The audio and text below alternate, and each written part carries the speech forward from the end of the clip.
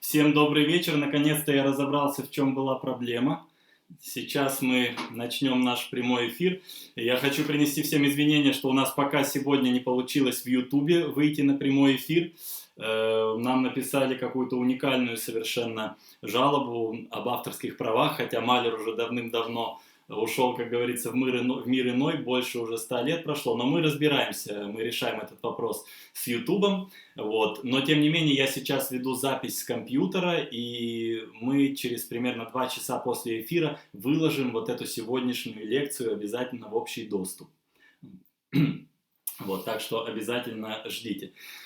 Итак, сегодняшний наш вечер, лекция-концерт, как я это назвал, он посвящен выдающемуся гению, великому мастеру, великому человеку, великому духу, как угодно сказать, Густаву Малеру.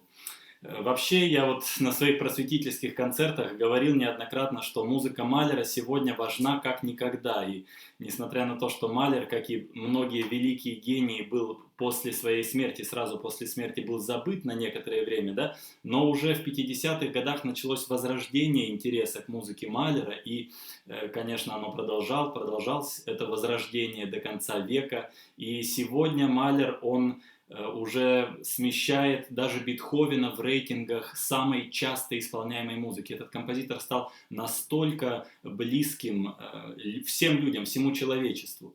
Я не буду долго вдаваться в эти подробности, но лично по моему ощущению, это как раз таки из-за того, что сегодня все больше и больше людей в целом в мире через музыку, через искусство, через литературу пытаются найти какой-то выход из положения, как можно жить более счастливо, как можно стать полноценным человеком, счастливым. То есть люди, они как действительно как странники какие-то, больше становятся таких ищущих людей сегодня.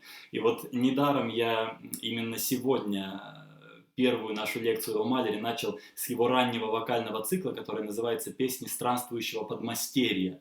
Потому что Малер, он как никто другой, всегда с самых ранних лет, вот этот, например, цикл был навеян его, так скажем, первой любовью несчастной, да, но он на протяжении всей жизни чувствовал себя отчужденным от мира, чувствовал себя здесь странником. Вот недаром название «Lieder eines fahrenden Gesellen», песни странствующего подмастерья. Малер будто чувствовал, что он пришел в этот мир не на тех же правах, что и все люди. В нем что-то бурлило внутри, и что-то говорило ему о том, что он не такой, как все. И это, конечно, доставляет страдания человеку. Но вот поводом к написанию данного вокального цикла, конечно же, послужила несчастная любовь. Но я вам объясню, насколько эта любовь является всего лишь символом того, что на самом деле раскроется в будущем музыки Малера, и того, насколько на самом деле это где-то даже не тоска по любви, а тоска по горнему миру. Малер, будто осознавая какой-то зов свыше,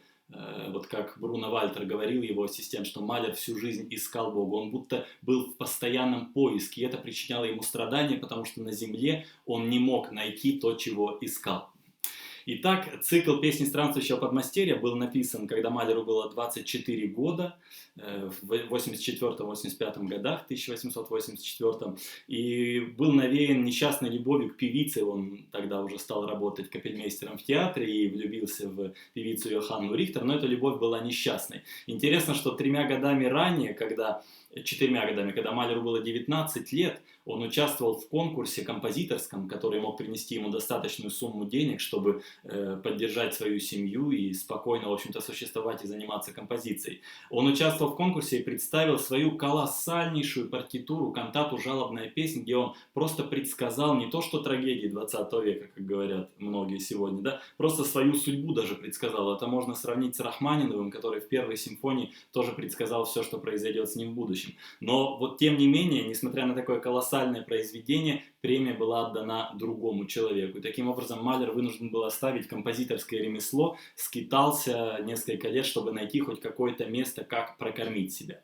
И вот в 1984 году он пишет этот цикл «Песни странствующего подмастерья». О чем говорит нам само название в первом, в примитивном смысле. То есть, подобно Шуберту, молодой человек, юноша, он влюбился в девушку, в женщину, любовь это не взаимна, и для него это становится тотальной катастрофой. Он в эту любовь вкладывает всего себя, и не имея взаимности, человек буквально готов покончить жизнь самоубийством, что часто навеяно вот в музыке великих гениев, такое фатальное желание. То есть в этом возрасте, как я думаю, многие знают, первая особенно любовь для людей — это что-то такое, за что человек готов отдать действительно свою жизнь.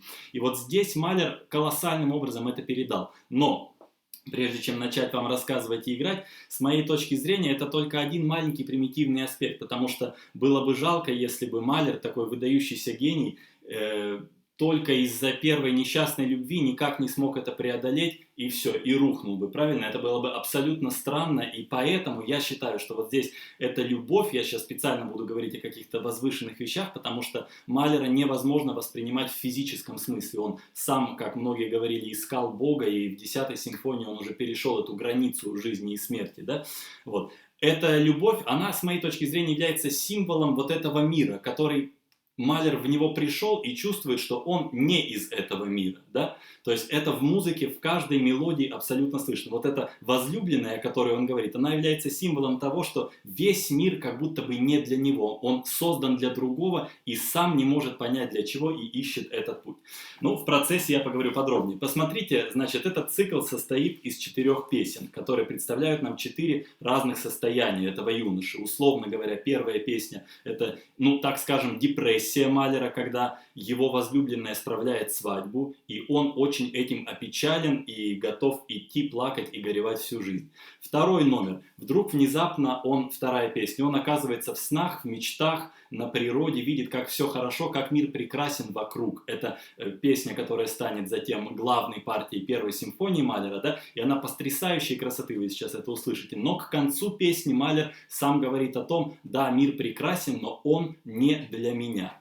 Третья песня является трагической кульминацией. Нож, как пламя жгущее, это абсолютное безумие влюбленного юноши, который отвергнут, и он действительно хочет сброситься откуда-то. Он сравнивает эту любовь с кинжалом, который режет его сердце. Это полное безумие. И четвертая песня под звуки какого-то марша или колыбельной в какой-то степени, восходящей к Шуберту, Малер как бы ищет выход из сложившейся ситуации, осознает все, переваривает это в своем мышлении и благодаря единению с природой двигается дальше. Вы сейчас это все услышите.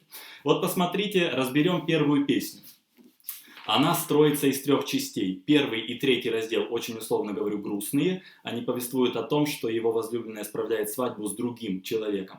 И второй раздел достаточно веселый, где Малер в контакте с природой и с чем-то высоким. Вдруг какое-то просветление. Как начинается первая песня? Вот послушайте, я просто сыграю несколько тактов.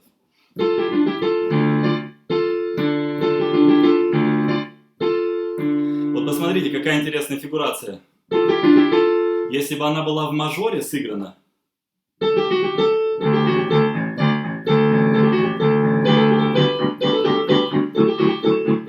это действительно свадебные звуки, свадебное мендельсоновское шествие. Но Малер намеренно обращает эту музыку в минор, а в оркестре также добавляет колокольчик. То есть это как бы такая аллюзия, все перевернуто. То есть это свадьба, но для Малера это грустная свадьба. Посмотрите, как это потрясающе звучит. Свадьба, но грустная, страшная. И слова повествуют нам о том, что когда мое сокровище справляет свадьбу, прекрасную свадьбу, это становится самым трагическим днем в моей жизни. Вот на этой самой фигурации минорный Малер дальше строит всю мелодику этой песни. Посмотрите.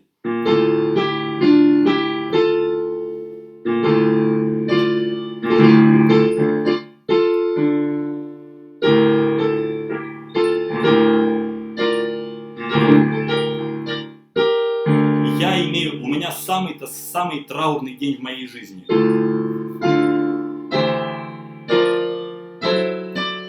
И опять вот эти грустная свадьба.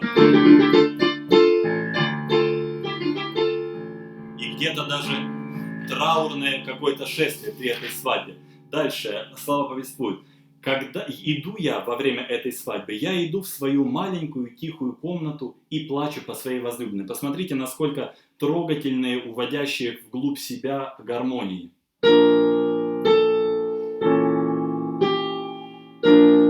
Такое размышление длинное. Все та же самая мелодика.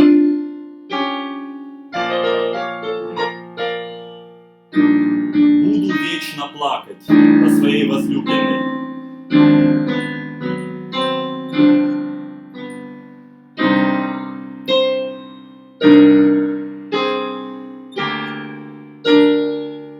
И отчаяние.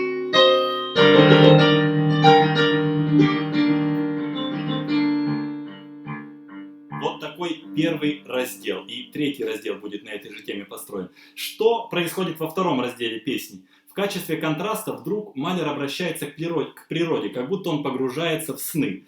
Текст повествует нам о следующем. «Голубой цветочек, не высыхай, милая птичка, пой, ты поешь в милом лугу». Малер как будто соединяется с природой. Посмотрите, какой контраст. Вот. И вдруг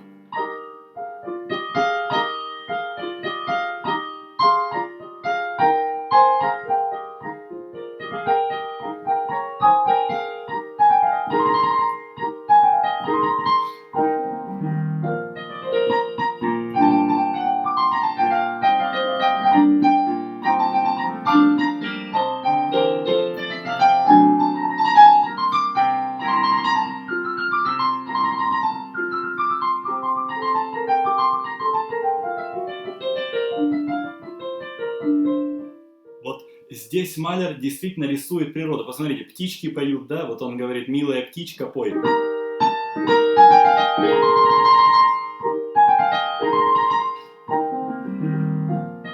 Ты поешь на зеленом лугу.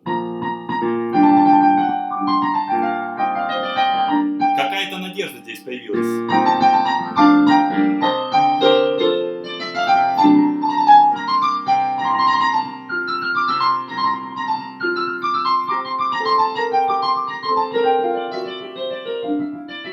И посмотрите, вот весь Малер в том, что произойдет дальше. Вот он как будто нам дал надежду, посмотрите, вот после такой музыки, да? Как будто все стало хорошо, и хотелось бы прийти к какому-то успокоению. Ну, например, все будет хорошо, не переживай, в конце концов, в примитивном смысле. Ты найдешь другую возлюбленную. Да, хочется чего-то такого мажора, да? Но посмотрите, что делает Малер.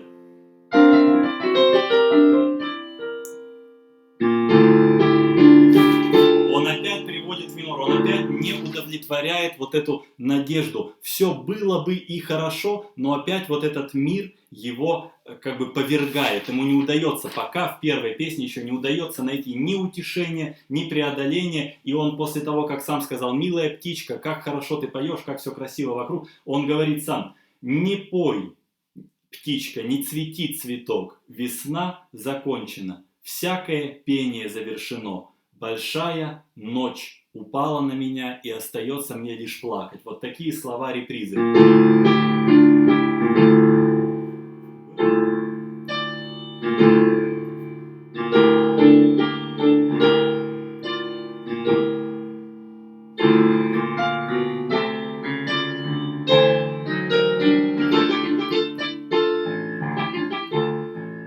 Вечером, когда иду я спать, думаю я только о своем страдании.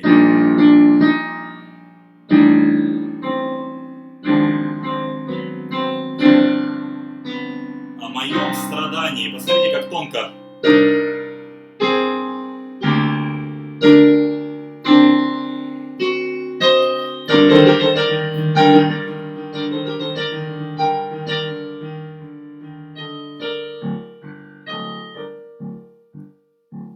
Вот так трагически завершается первая песня, да? То есть это действительно Малер пока в первой песне не нашел выхода из ситуации, несмотря на безумную красоту музыки, я потом буду от начала до конца играть, вы услышите это все. Здесь слышно только страдание, да? Что происходит в первой песне? Она абсолютный контраст и абсолютная жемчужина малеровская. Это действительно величайшие силы произведения, которые он потом использует в своей первой симфонии. Значит, она называется так. «Выхожу как-то утром я в поле». И здесь такой текст, я вот перевожу с немецкого. «Выхожу я как-то утром в поле, роса еще лежала на листве, и милый зяблик говорит мне: «Эй, привет, какое хорошее утро», не так ли? То есть здесь происходит единение с природой, я сейчас поиграю, как будто все поет Малеру о том, что несмотря на то, что его бросила возлюбленная, да, или если в символическом смысле, несмотря на то, что в этом мире он одинок, все вокруг здесь, все для тебя, природа, птицы, только ищи себя, все тебе поможет, да, вот здесь такой смысл, и действительно это очень живописная часть, здесь Малер рисует природу, вот послушайте, я поиграю сейчас фрагмент.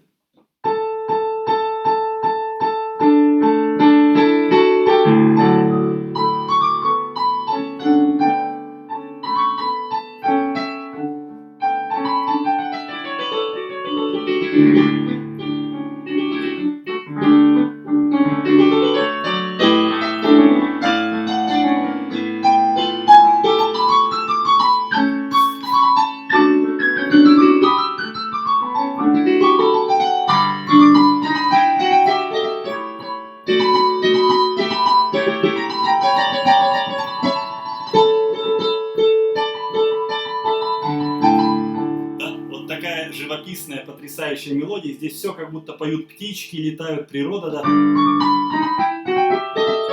Какие-то, ну буквально вот в таком примитивном смысле говорю, прыгают кузнечики, да, то есть природа расцветает, да. Все в жизни хорошо, и идет дальше музыка. Значит, смысл здесь такой. И в поле поют колокола, поют птицы, и все ласкает меня своими звуками. Вот такой перевод здесь.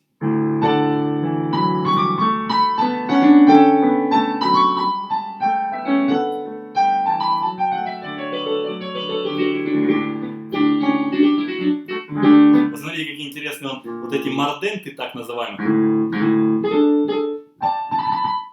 как будто действительно поют птицы, ощущения. Добрый день, как дела? Этот мир прекрасен, не так ли, говорит Малеру природа.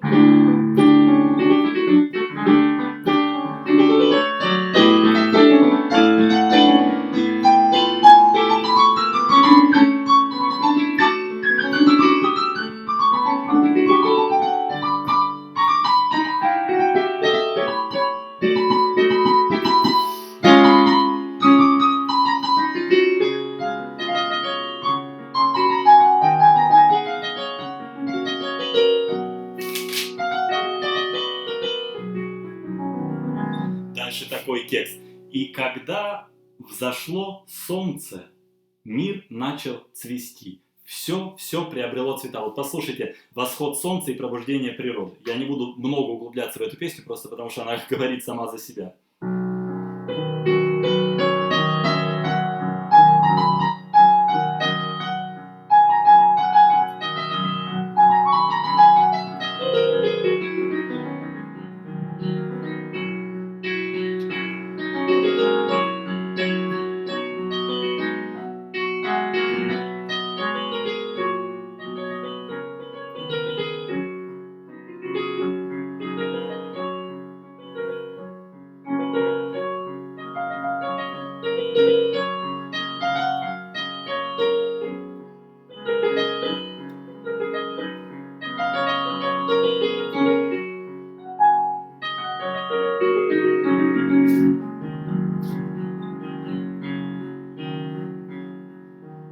Все распустилась природа, да? И дальше, вот такая милая, такая действительно идиллическая песня, но что возникает в конце?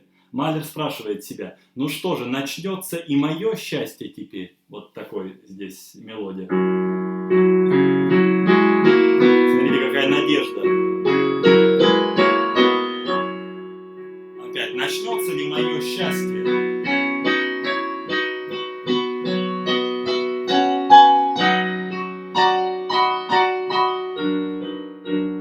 Он сам себе говорит: нет, нет.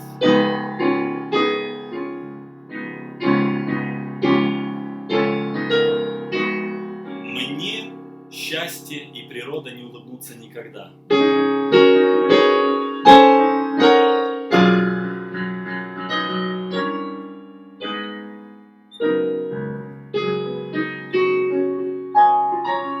И тем не менее жизнь продолжается, да?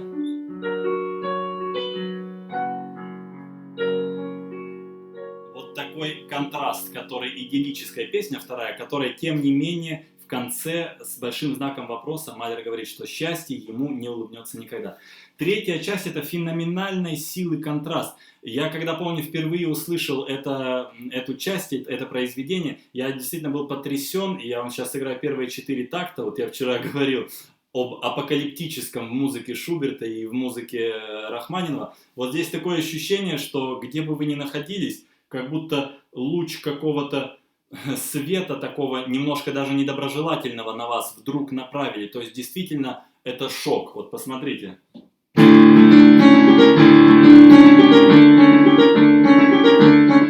Эта песня называется «Нож, как пламя жгущий». Малер говорит: в моей груди нож. Нож в моей груди. О горе, он режет так глубоко. То есть он сравнивает, опять же, это аллегория с одной стороны со своей любовью, да, у него несчастная любовь, и это его режет изнутри. Но с другой стороны, это опять же вот этот вот окружающий мир, с которым Малер не может найти единение, с моей точки зрения, субъективно. Это как бы он, говорит о том, что нет для него ничего здесь, он принадлежит к другому месту, да? Вот это как все гении об этом говорили. Вот играю еще раз, посмотрите, сама интонация, как будто что-то вонзается глубоко.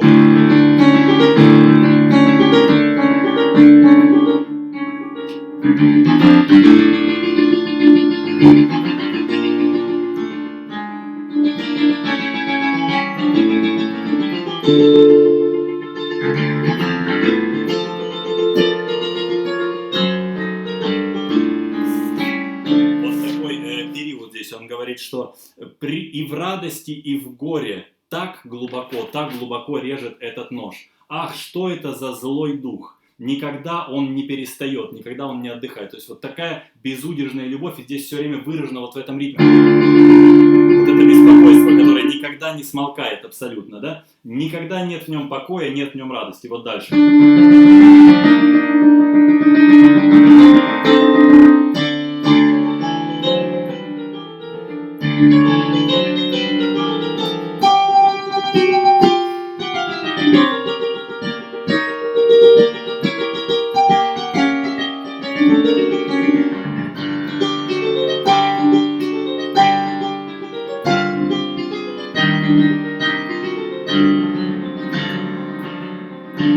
О горе! Вот такой первый раздел этой песни, действительно, то есть абсолютное безумие Малера настигло здесь, полное безумие. Вот послушайте еще раз, насколько это его трогает. Вот понимаете, такую музыку просто так не пишут люди. Это действительно что-то запредельной острой силы. Вот в этот определенный момент жизни для Малера это было полной катастрофой.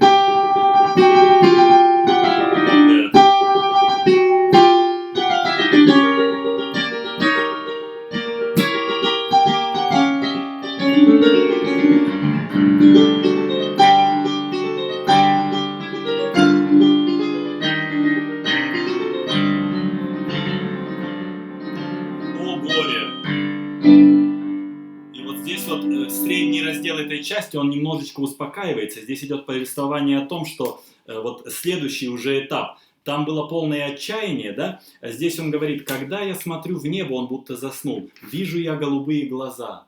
Когда я иду гуляю в лугах, я вижу белый локон, да? О горе, о горе. Вот посмотрите, вот эта вот средняя часть, как будто во сне.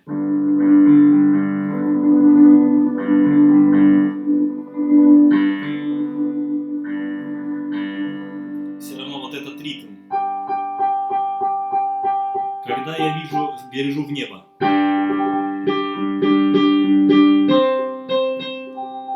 Вижу я голубые глаза. То есть везде его это навязчивая идея. Посмотрите, вот он говорит: о горе.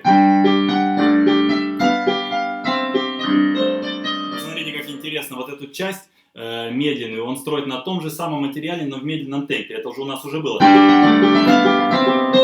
Здесь это медленно идет, что-то такое очень глубокое, глубоко личное.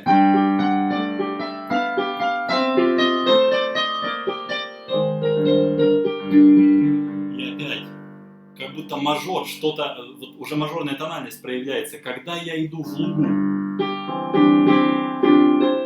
какая-то надежда, чувствуете, надежда. И опять.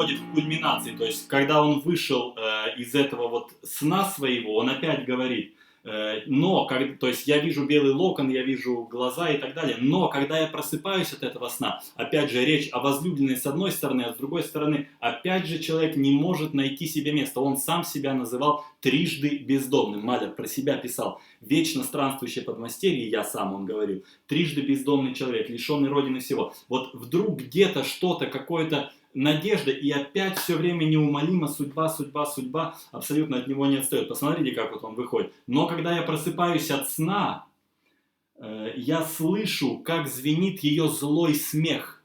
Это опять же можно отнести к его возлюбленной, как и к злой судьбе в целом. Для него он не понимает, почему он в этом мире вообще находится.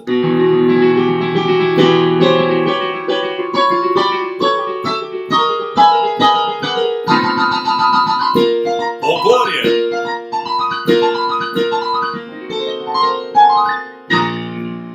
И дальше он говорит: я бы лучше хотел лежать в сырой земле и никогда не открыть глаз. Настолько это горе его разъедает. Вот это трагическая кульминация цикла. Малер не справляется с собой, и вот здесь это абсолютно видно. Вот он...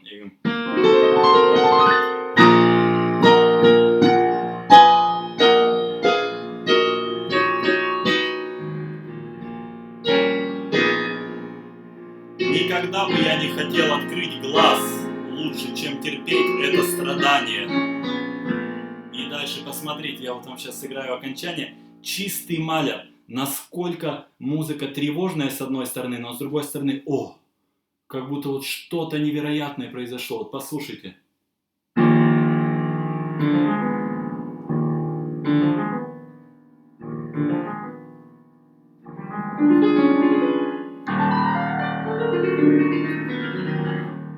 И вдруг дымка растворилась. Вот это потрясающее окончание, еще раз послушайте. Без слов. Видите, что-то такое очень далекий, какой-то судьбоносный звон над ним. Бум, па-па-па-па.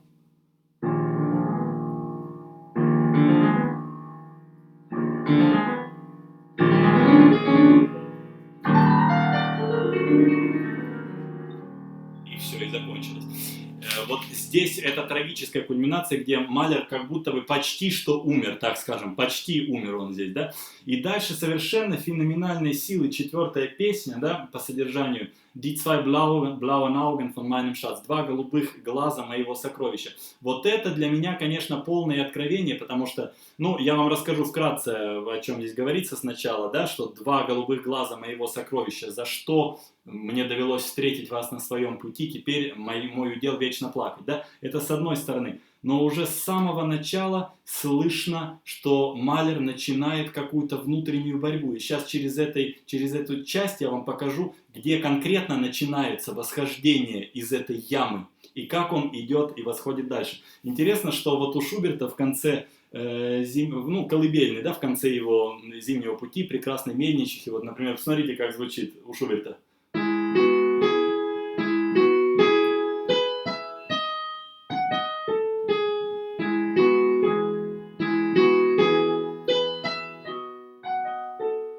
Да? А что делает Малер? Абсолютная иллюзия на Шуберта. Вот запомните еще раз 3 ноты Шуберта. А как начинает эту песню Малер? Два голубых глаза моего сокровища.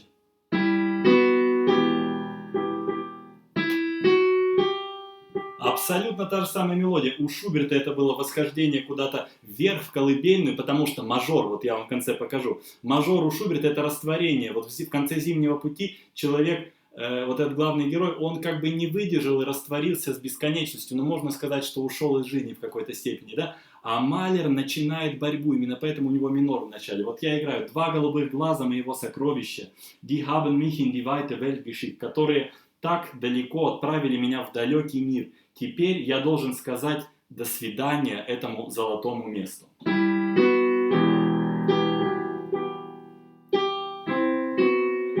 Некоторые даже траурный марш слышат.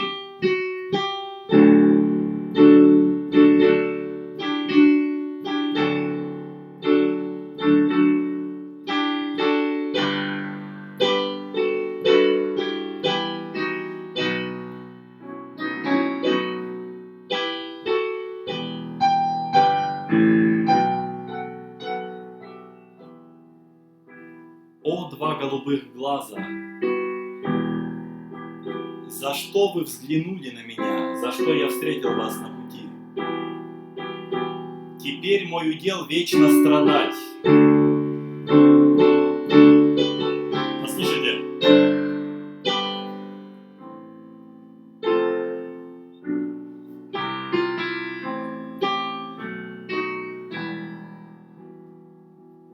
Вот это траурное шествие. Вот сейчас будет гениальный совершенно фрагмент. Это первый раздел песни. И вот отсюда начинается странствующее подмастерье. Малер вдруг понимает, внезапно, вот здесь, для меня это очевидно, что жизнь на этом не закончена, что с одной стороны мы говорим с двух сторон. Первый приземленный, его бросила любимая, жизнь не закончилась. Другой как бы символический подтекст, что он в этой жизни, на этой земле чужой человек. Он бездомный, он подмастерье, он вечно странствующий, но он ищет выход. И посмотрите, вот заканчивается раздел. И на словах здесь, значит, я выхожу как-то ночью и иду по темной долине. Посмотрите, начинается шествие. Он уже пошел. Вот странствующий подмастерье пошел. Надежда опять угасла. Опять посмотрите, чистый Малер.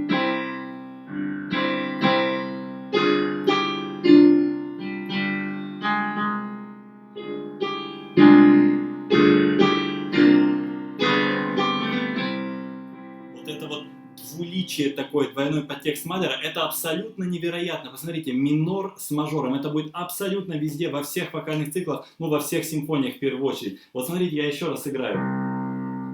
Просто надежда, да, надежда. Опять, смотрите, опять. Надежда больше, может быть получится, давай, получится. Стремиться как бы. И опять судьба ему говорит, как будто нет. Опять.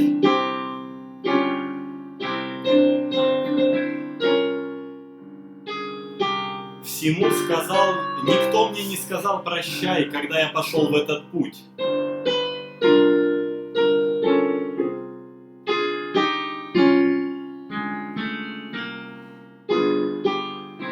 Никто не сказал мне прощай. Я одинок, как бы, да?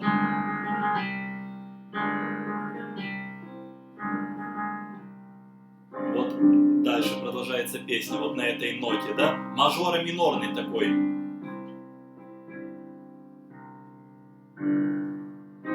И посмотрите, дальше происходит чудо. Вот здесь Малер задумался и вдруг начинает осознавать, что можно сделать. Формально по тексту он вспоминает, как однажды лежал под деревом, вот дословно, auf der Straße steht ein Lindbaum. На улице стоит липовое дерево. Там когда-то я первый раз заснул. Это все символ, стихи это символ здесь. Посмотрите.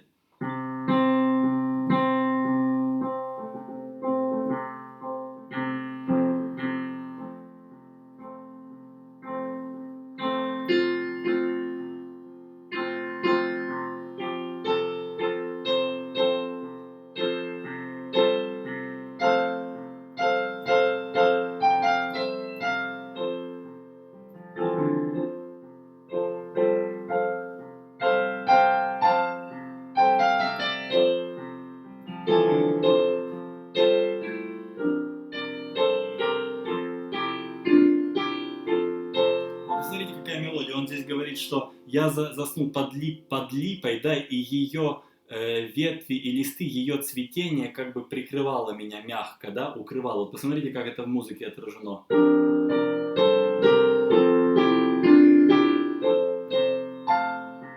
Как будто что-то нависает действительно.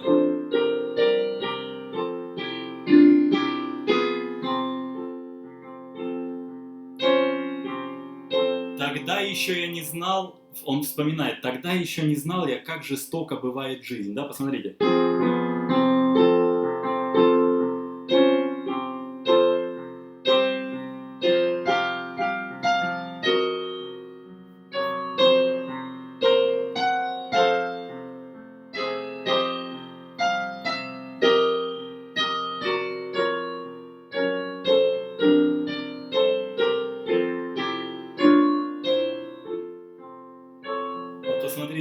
чистой малеровской гармонии. Вот если смотреть, как это сделано, мажор и минор одновременно. Вот, да, может быть, либо, а он что делает одновременно? Вот здесь речь идет о том, что все тогда было хорошо. Он как будто погрузился в воспоминания с точки зрения вот того, что по тексту происходит. Он вдруг вспомнил, как когда-то все было хорошо. Но сама музыка говорит нам гораздо больше, чем текст, о том, что он как бы поборол это ощущение внутреннее, он с ним немножечко смирился и сейчас будет двигаться дальше, в принципе, по жизни. Вы сейчас увидите, как это здорово в конце сделано. Посмотрите.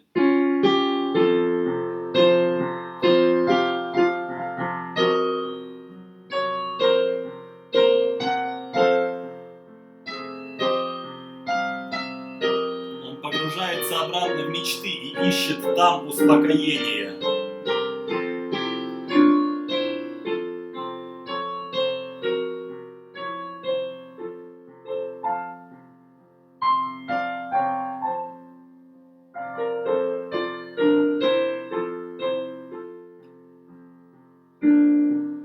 Все было хорошо, и любовь, и мечты, и жизнь, и сон.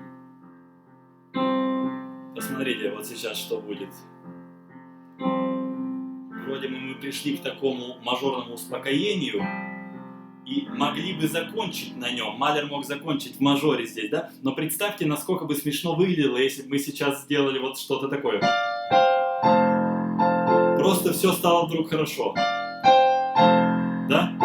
Это абсолютно невозможно, естественно, и поэтому Малер заканчивает это со знаком вопроса, что его путь странствующего подмастерья, которым он сам же является, Малер, по своим словам, его путь только начинается, вот он ушел в мечты, он черпает вдохновение в природе, внутри себя, музыка говорит нам о том, что он как бы мирится и пытается работать с этим противоречием, которое существует в его жизни. И посмотрите, как он заканчивает. Вот все было хорошо в мечтах, но тем не менее знак вопроса.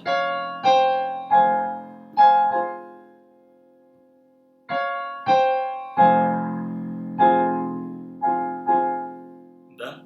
Вот так на этом вопросе заканчивается цикл, как будто весь путь подмастерья только начинается. Но в конце нам абсолютно точно понятно, что Малер преодолел это, понимаете, преодолел.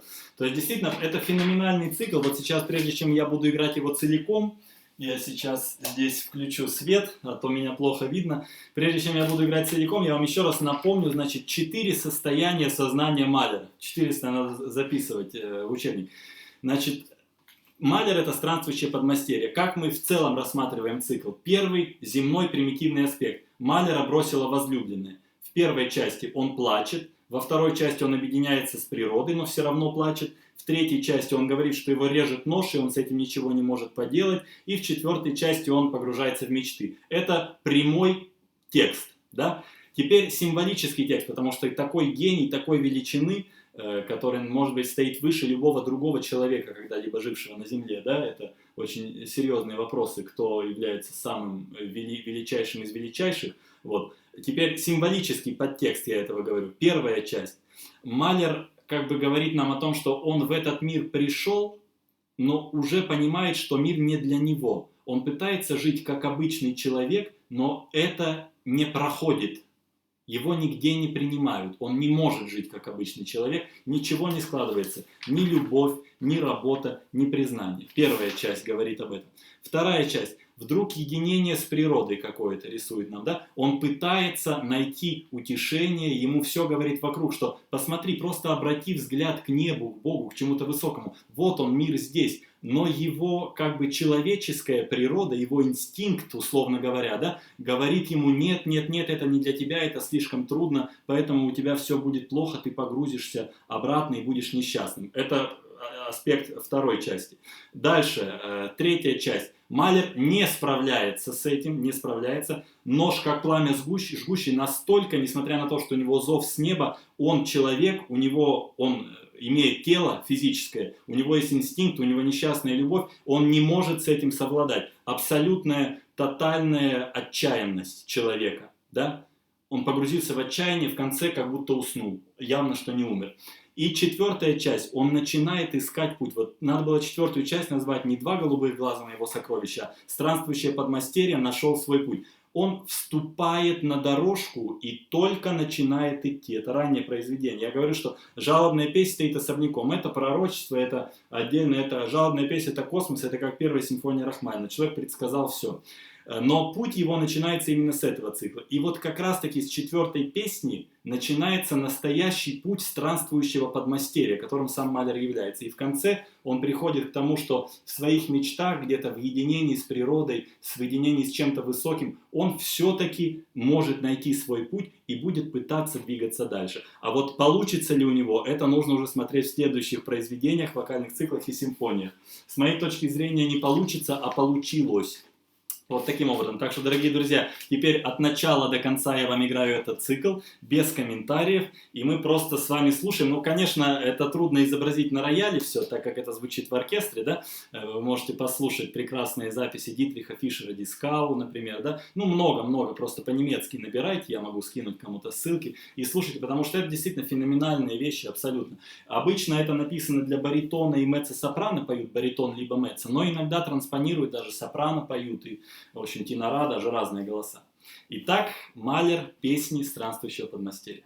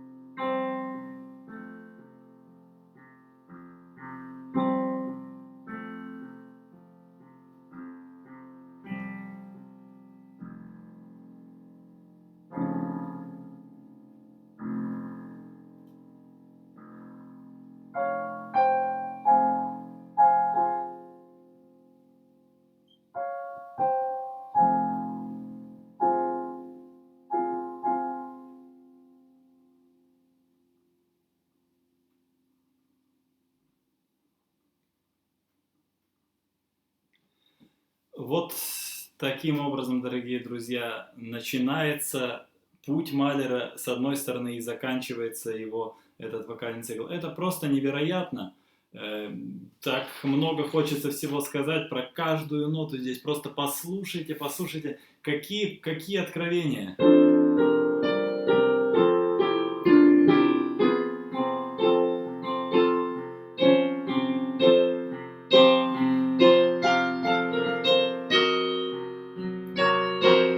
Человек хочет вырваться, не получается.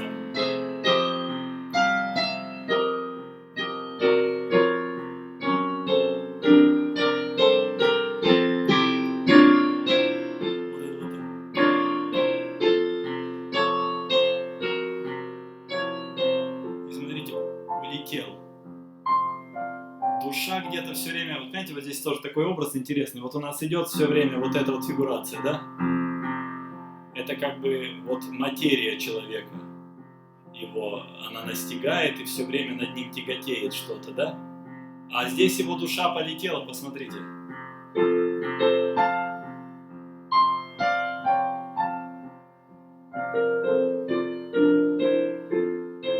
Какая вот эта двойственность, это запредельно. Вот у Малера все абсолютно подчинено вот этой двойственности. Вот недаром часто говорят, и как-то в просветительских концертах говорил, что самые трагические, самые мажорные, как бы яркие страницы заставляют нас плакать. Вот мажор, когда у Малера фа диез мажор, особенно тональность, ну вообще любой мажор, это просто до слез, до слез. Вот парадокс. А грустные мелодии, наоборот, часто даже в нас вдыхают что-то. Вот эта двойственность Малера, амбивалентность, это действительно потрясающе.